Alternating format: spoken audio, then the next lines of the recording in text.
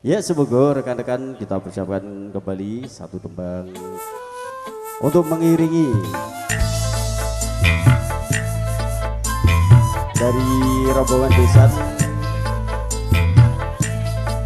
dengan satu tembang pamitan. Tentunya sugeng kundur buat para tamu rombongan desa. Sugeng kundur, semoga selamat sampai tujuan.